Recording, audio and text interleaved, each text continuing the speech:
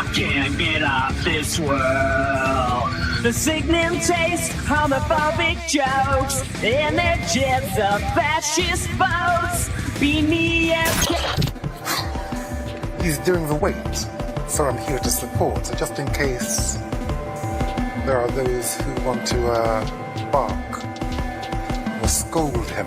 Their first fight was, then wow, we are in for a treat on Saturday. Now, no doubt, look, I'm sure this man here will try and box, try and be smart and try and use his... The final press conference between Chris Eubank Jr. and Conor Benn spiraled into tension long before either fighter stepped up to the mic. What stunned the room wasn't the sons, it was the fathers. Chris Eubank Sr., usually calm and controlled, dismantled Nigel Benn's composure. Whoever told Nigel that I was paid whatever sum of money, they lied to you. And in you actually spouting what they've told you makes you a liar. So expose who told you that lie in order to actually... Almost immediately. One moment Nigel tried to look unbothered. The next he was visibly shaken, scrambling for steadiness, as Eubank Sr.'s sharp, deliberate words cut straight through his confidence. Conor Benn, standing beside him, couldn't hide his discomfort. The price. So whoever told Nigel that I was paid whatever sum of money, they lied to you. And in you actually spouting what they've told you... Watching his father unravel under even moderate pressure seemed to embarrass him. Eubank Sr. wasn't just defending his son. He was exposing cracks in Nigel Benn's credibility with surgical precision. The shift in the room was unmistakable. Nigel attempted to act unfazed, but... Weird. I don't like it. It really doesn't affect me personally. I'm going to go out there, I'm going to do exactly what I did to you in April. I'm going to take your soul. I was back in the gym on the Sunday. I was Yeah, okay, so you like a good sparring session. your soul will be getting taken. I was back in the gym on Sunday, ready to go again. While you were crying about your flipping tongue now. Don't come here with that, Chris. Every defensive quip, awkward laugh, and forced rebuttal showed the opposite. His voice revealed nerves, not certainty. And for many watching, a question hung in the air. If Nigel Benn can't handle a verbal confrontation, how will his son handle the... Can't believe what I've just witnessed. Two guys that probably let the skill go out the window and just showed heart, determination, and a will to win beyond anything we've seen before. And Saturday night, you're going to get it all over. Psychological and physical pressure Chris Eubank Jr. brings into the ring. The atmosphere flipped instantly. Desperation clung to the Benn camp so thickly that the crowd felt it. This wasn't the calm before the storm. It was the storm behind his father. Was rip his head off. And what did my son want to do? Rip his head off. So we went in there with a different outlook on the first fight. Both of us, we both went in there just throwing punches from South Africa, Germany, all over the place. No control. I mean, you hated the man, didn't you? Chris Eubank Jr. absorbed the moment with icy stillness. While Nigel and Conor reacted emotionally, Jr. remained composed, focused, and unreadable. His entire demeanor said one thing: I am in control here. Every time Conor tried... Yeah, like the two dads wanted it more than the sons. Yeah, and it's different. There was so much anger and hatred. Tried to defend his father or fire back, the imbalance grew more obvious. The energy in the room felt almost as if the fathers were fighting harder than the sons. Emotion surged on one side. Calculation and poise anchored the other. Junior used every outburst from the Benns. Yeah. He's rocking. His legs go stiff.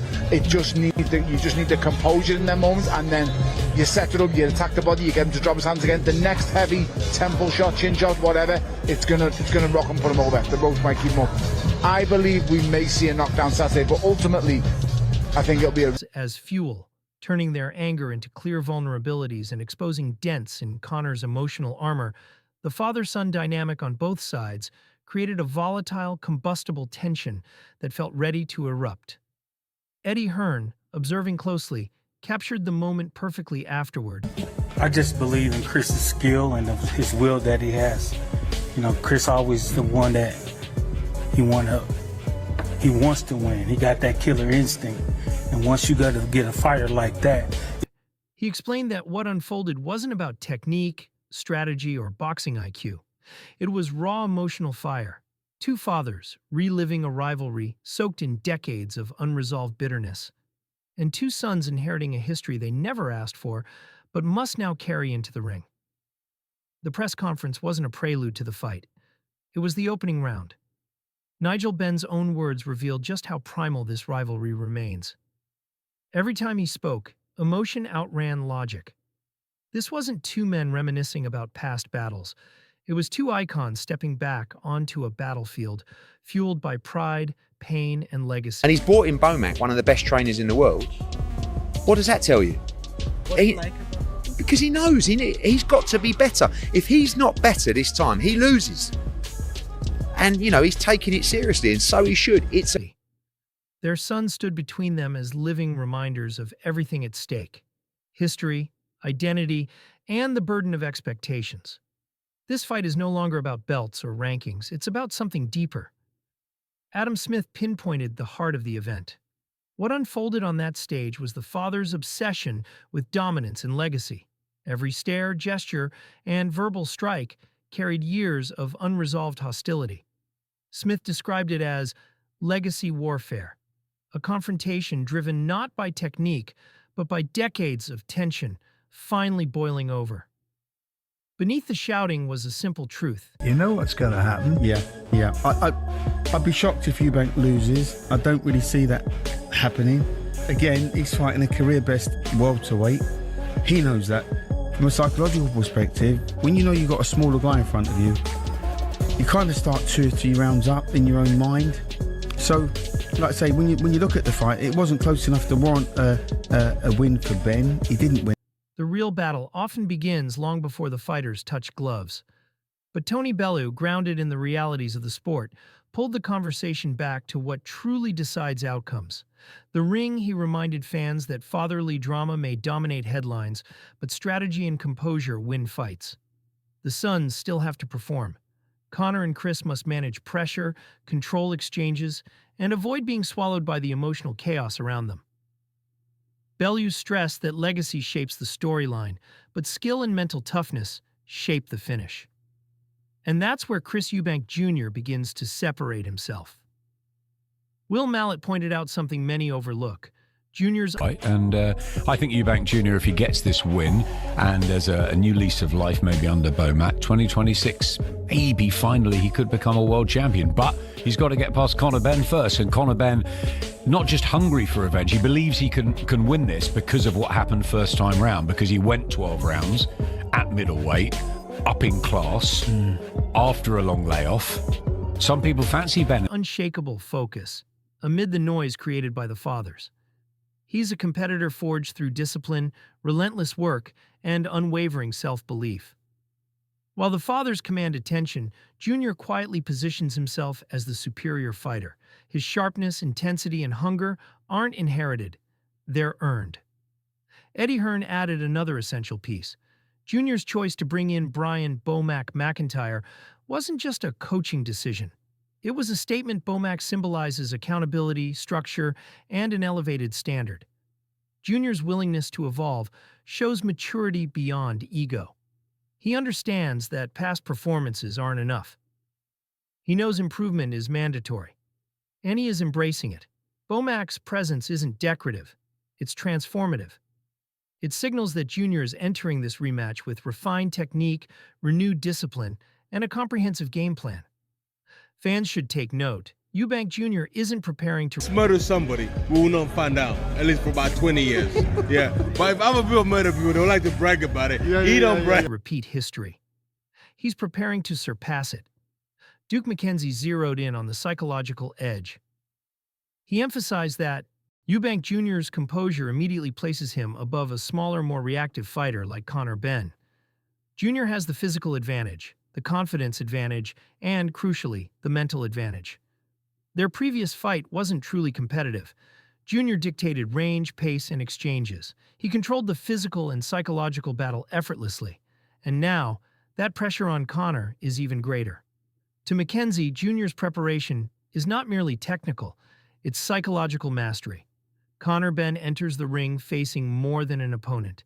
He faces a presence Adam Smith highlighted, perhaps the most significant point regarding what's at stake for Chris Eubank Jr. A victory here is bigger than pride or revenge.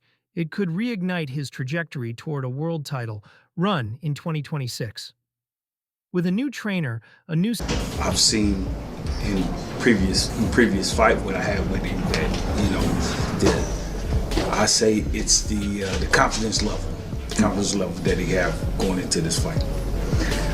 Of course, obviously going into this fight, Eubank fought like he had a point to prove, obviously with the legacy of the fight, and then now everyone expects him kind of... system and a renewed mindset, Jr. has the chance to reboot his momentum.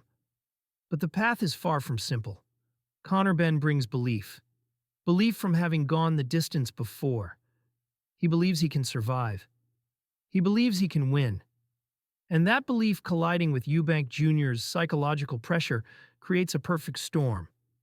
Physical skill meeting mental warfare. Derek Chisora then shed light on what makes Eubank Jr. so uniquely dangerous. Unlike fighters who rely on one explosive punch, Jr. builds his offense through combinations delivered with surgical precision. His shots aren't thrown for show. They're thrown to break structure.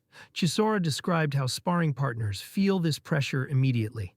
Every flurry forces reactions. Every reaction creates openings. Each rapid-fire combination is a trap disguised as aggression. Calm control mixed with sudden, ruthless execution. Conor is a far better fighter than Chris Eubank Jr. is a boxer. Technically, yeah. And that's the problem that Chris Eubank Jr. is having. He's got this thing in his mind. He's a masterful boxer. No, you're not. No. I'm sorry, no, you're not. That duality defines Jr.'s identity in the ring, and it's what allows him to dismantle opponents both physically and mentally. Bomac's comments added another layer to understanding Jr.'s confidence. He explained that Eubank Jr. enters every fight with purpose. Legacy, pride, proving critics wrong. He internalizes these motivations and uses them as fuel for focus. Entering this rematch, the expectations are heavier than ever. Everyone assumes Jr. will win. But instead of cracking under pressure, he thrives on it. That is the mindset of a champion in the making.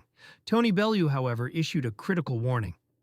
He acknowledged that while Eubank Jr. may have the psychological edge, Conor Benn could be the more technically refined fighter.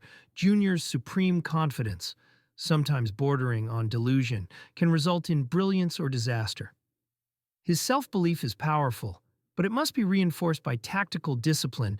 Bellew's point captured this particular fight now, because now it seems to be the conversation is between Eddie Hearn and Chris Eubank Jr. I thought he was fighting Conor Benn. I thought that was the interesting fight side of things, and I'm tired of this. Listen, it was a good fight, and lots of people give it a lot. Captures the essence of this rematch. The outcome will be shaped not just by power, but by the interplay of belief, skill, and adaptability. Simon Jordan offered yet another perspective. He criticized the way media narratives have overshadowed the real fight. Promotion, hype, and dramatic sound bites dominate the buildup. But once the bell rings, all that noise evaporates. Jordan reminded fans that narratives don't win fights. Punches do, preparation does, strategy does. Eubank Jr. must not only beat Conor Benn, he must rise above the chaos swirling around the event. As the press conference concluded, one thing became unmistakably clear.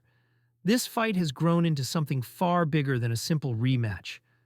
The tension between Eubank Sr. and Nigel Benn has poured gasoline on an already volatile rivalry.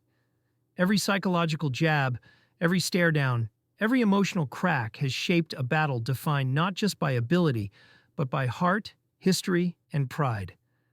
Chris Eubank Jr. steps into the ring focused, disciplined, and armed with new tools. Conor Benn steps in with belief and unfinished business.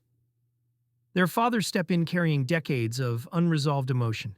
Fans should prepare for strategic clashes, intense exchanges, and moments where mental toughness becomes the deciding factor. The narrative may be loud and chaotic, but the truth will be written in the ring. Don't miss a second of what promises to be an unforgettable clash.